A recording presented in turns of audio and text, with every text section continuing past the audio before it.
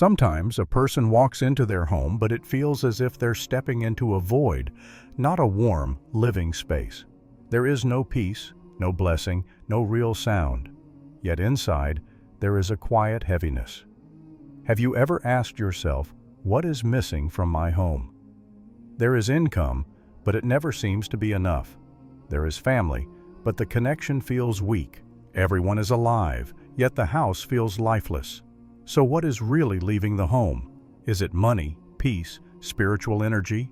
Or are there unseen states entering quietly, draining the blessing without us noticing?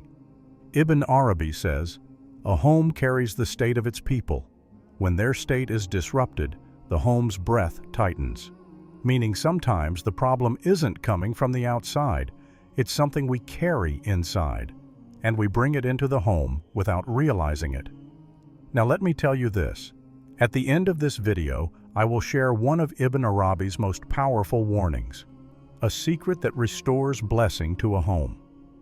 When you hear it, you will say, "So this was the real issue." That's why listening till the end matters. But first, let's start with the first hidden state that silently destroys the blessing of a home. There are houses where the moment you step inside, a strange unease greets you. There is no fight, no argument, but something invisible squeezes your chest. This is where the first hidden state appears, the unseen heaviness carried inside the hearts of the people living there. Because whatever you carry in your heart spreads into the air of your home. If you are sad, the home sinks. If you are angry, the home becomes tense. If you are hopeless, the home loses its light. That's why in some homes, everyone is constantly tired. Everyone stays quiet. Everyone retreats into their own shell. Many people live this, but they cannot name it. And when this state isn't recognized, it doesn't stay for a day or a week. It builds up for months, even years. Then we say, "My luck is gone. My doors are closed. My blessings are blocked." But the truth is, the home itself is suffocating. Now let's go deeper. The second hidden state is even more dangerous than the first. And when you hear it, you will definitely recognize yourself. Let's begin. Sometimes a house is full of conversation, yet no one truly hears one another. Words float in the air but never reach the heart. This is exactly what Ibn Arabi calls the second hidden state that darkens a home's spirit. Unspoken resentments. There may be no shouting, no fights, no open conflict. But there are small hurts, small disappointments, tiny wounds ignored with, "It's nothing. Never mind." These are like silent worms that eat away the blessing of a home. Ibn Arabi says, "Resentment clings to the walls of a house. Anything that isn't forgiven slowly grinds down its blessing." Have you ever noticed? Sometimes someone walks into a room and suddenly the atmosphere shifts. The air grows heavy, conversations shorten, everyone becomes cautious. This heaviness rarely comes from an object, an event, or a visitor. Its root is almost always the heart. For example, the silent resentment between spouses, the unspoken feeling of "you don't understand me" between siblings, the long-held, never-expressed disappointment between a mother and her child. From the outside, these seem like nothing. But inside the home, they quietly drain the energy so deeply that everyone eventually starts waking up tired without knowing why. And do you know what's even worse? As that resentment grows, the home loses its blessing, not only materially, but emotionally, spiritually, and inwardly. Because resentment disrupts the flow inside the home. People who can no longer smile at each other slowly begin to block one another's provision as well. One person's effort multiplies, but if the other person's heart is closed, even the prayer inside that house cannot find a place to settle. Ibn Arabi describes this state like this: "When two hearts in a home hold resentment, the angels descend lightly," meaning mercy becomes heavy, blessing doesn't spread, and peace cannot settle. And the danger of this second state is this: no one thinks the problem is resentment. Everyone blames life. Times are hard. My luck is gone. Nothing works for me. But the real leakage, the real loss of energy, comes from that thin, constant crack inside the home. Now, before we move to the third state, pause for a moment and notice something. A home's blessing is not only about external circumstances. Most of the time, blessing begins with the way the people inside the home look at one another. And this is where the third hidden state shows up: ingratitude. Seeing the blessings in the home as small, taking everything for granted, not noticing what you have, and always focusing on what you lack. This is exactly what Ibn Arabi warns against as the fastest way to chase away blessings. Sometimes a home has everything: bread, water, warmth, a roof, safety. But the people inside continuously focus on what is missing. Ingratitude isn't only in the tongue, it's also in the heart. And the ingratitude of the heart is more dangerous. Because when the heart doesn't practice gratitude, the energy of the home collapses. Ibn Arabi says, "A home without the breath of gratitude cannot hold blessing." Such a home lives, but not deeply. Provision arrives, but it doesn't stay. Peace enters, but cannot remain. Now pause for a moment. If what you're hearing is awakening something inside you, that's normal. Because most people live with these three states without ever realizing it. And once the third state settles, the fourth state begins to take over. A state that completely shifts both the atmosphere and the provision of the home. What is this fourth state? We're heading there now. This state, when it enters a home, makes peace wait outside the door. Unable to come in, Ibn Arabi calls it excessive complaining. Look, everyone has difficult days. Everyone gets tired, overwhelmed, or discouraged. Sometimes it feels like your prayers aren't being answered, but a person who constantly complains doesn't only pull themselves down, they drag down the entire atmosphere of the home. Ibn Arabi says, sharing your burden is one thing, producing burden is another. If even one person in a home lives in a constant state of complaint, the air becomes heavy, and the others slowly begin to sink into negativity. It's as if an invisible fog spreads through the house. Think about it. You wake up in the morning, sit down for breakfast, and someone starts immediately. Everything is bad. Again? Why always me? My life is ruined.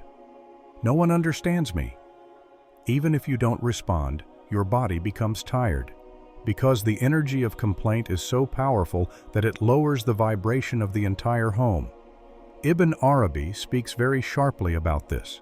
Complaint is a hole that swallows blessing. You try to fill your home with blessing, with prayer, with patience, with effort. But if one person constantly carries negativity, all that energy leaks out through the same hole. And most people never notice. Complaint isn't only through words. It shows in the eyes, in the body, in the tone. If your eyes always search for what's missing, you're complaining. If you don't see what you already have, you're complaining. If others' happiness irritates you, you're complaining. If you compare your home to someone else's, you're complaining. And if this state stays long enough, blessing begins to withdraw, not only materially, but spiritually, emotionally, and inwardly. Because the reduction of provision is not only about money, your inspiration decreases, your energy decreases, your peace decreases, conversations shorten, and the warmth of the home fades. And here's the interesting part. Complaint is contagious. One person begins, and soon everyone is pulled into it. Ibn Arabi calls this darkness that spreads through sound. Now we come to the fifth hidden state, a state that can destroy the peace of a home instantly. It is so subtle and so powerful, interpreting people's intentions, words, or actions in the worst way, blaming others, assuming everyone is against you, deciding what someone meant before they even speak. Ibn Arabi says, the darkness of suspicion covers the light of truth. If suspicion enters a home, every disagreement grows. Every silence is misunderstood. Every word feels like a thorn. Every gesture is taken as bad intention. and the energy of the home shuts down completely, because suspicion locks the heart from the inside, and blessing does not enter a home whose door is locked from within. Blessing descends most upon good intention. Have you noticed? Sometimes someone says, "I didn't mean it like that," but it's already too late. The mind has passed its judgment. That's why Ibn Arabi calls this state the invisible wall inside a home. Suspicion distances hearts and quietly separates people who live under the same roof. It weakens trust. It exhausts relationships. It pulls everyone into their own shell, and strangely enough, in homes where negative suspicion dominates, even prayer rises with heaviness. Because a prayer becomes effective only when it rises from a pure heart. Now pause and think. Do any of these states exist in your home or in your life? A person shouldn't look to blame themselves, but to notice and transform. But we're not finished. The sixth state is perhaps one of the most dangerous, the state of constant comparison. Do you know how this cuts off the blessing of a home? Those first three hidden states already weaken the energy of a house. Then the fourth and fifth states add even more weight. But now we come to the sixth state, a state that is one of the deepest hidden poisons that seeps into a person's soul. Ibn Arabi calls this the state of excessive comparison. Comparison may seem simple, even harmless, but deep inside, it's a quiet rot that eats away at peace and the blessing of the home. Think about it. Everything in the house is normal, or at least it should be. And suddenly someone says, "Look at so-and-so's house. Everything is so perfect. Look how understanding their spouse is. Their children are so successful. Why aren't ours like that? My friend's salary increased this much. Our life stays the same." These sentences may sound small, but Ibn Arabi says, "The one who compares does not see their own portion, and the one who cannot see their own portion cannot call blessing. Because comparison makes what you already have seem worthless, and what is seen as worthless cannot hold blessing. If comparison exists in a home, peace continually drains away. No one feels enough. No one can truly be at ease with the person in front of them. Comparison kills gratitude. When gratitude dies and is replaced by complaint, blessing turns away from the door. Think about it. If someone in the home constantly compares, the others eventually begin to feel inadequate. Being compared crushes inner confidence. It shakes a person's sense of worth. It creates an invisible pressure in the home. Ibn Arabi describes this as a shadow that tightens the inside of the heart. But now we move to the seventh hidden state. This one is heavier than comparison because it touches the very core of the heart. Its name is envy. Envy is wishing that a blessing someone else has no longer exists for them. Do you realize how dangerous that sentence truly is? Because a person who envies connects to the energy of that blessing in the worst possible way. Ibn Arabi says, "The envious person looks not at another's light, but at their own darkness," meaning the opposite of what they intend happens. They harm not the other person, but themselves. The fire they carry inside, hoping it will diminish someone else's blessing, burns their own home. First, envy isn't just an enemy of blessing. It completely destroys it. In a home where envy exists, provision narrows. When things begin to go wrong, the affection inside the home weakens. Hearts grow cold, smiles become shorter. Even the blessing in simple objects disappears. Food loses its taste. Even tea feels cold. The joy in the home fades away because the energy of envy is so heavy that it exhausts everything inside the house. And here is the strange part. Ibn Arabi does not see envy as only desiring what someone else has. He considers jealousy within one's own family to be envy as well. Being jealous of a brother's success, a spouse's beauty, a child's happy relationship, a friend's peace, all of these create an invisible trap that seals the blessings of a home. Ibn Arabi says, "The envious heart builds its own walls. As those walls rise, there is no doorway left for blessing to enter, no window left for light to pass through, no corridor for peace to move." People often say, "There is a heaviness in our home, but we don't know why." Most likely, the root of that heaviness is envy. No one openly admits it at home, yet it appears in glances, in silences, in the subtle tones between sentences. All these states drain a home's energy. They steal inner peace, and a person cannot understand why everything suddenly feels heavy. But we are still not done. The eighth hidden state goes even deeper, and Ibn Arabi describes it as the most secretive state that seals the spiritual door of blessing. The weight of the fourth and fifth states already shows how much they change the home. But now we arrive at the eighth hidden state, a state Ibn Arabi calls the quiet decay of the heart. Its name is the state of storing silent resentment. You know how it is. Sometimes a person says nothing, thinks, "Never mind," acts as if they are not upset. But in their heart, they place a tiny stone, and over time, that stone becomes a mountain. No one notices, yet that mountain compresses the home's energy, ruining the taste of conversation, blocking the flow of blessing.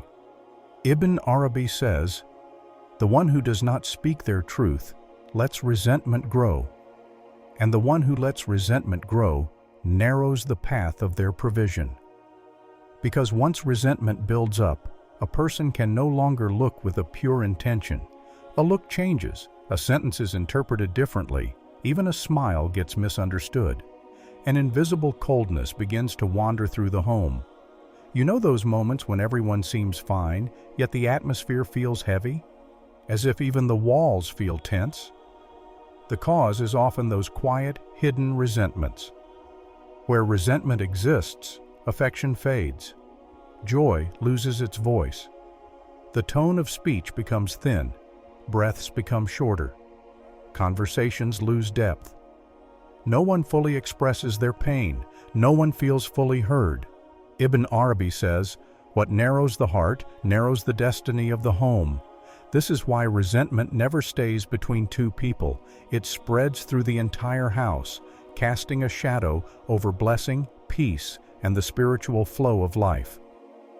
At the end of all these words, remember one thing, my friend. A house, a heart, a life that is filled with sincerity will never be left empty by Allah. May Allah, the most merciful, remove every hidden burden from your home. May He heal every silent heartbreak.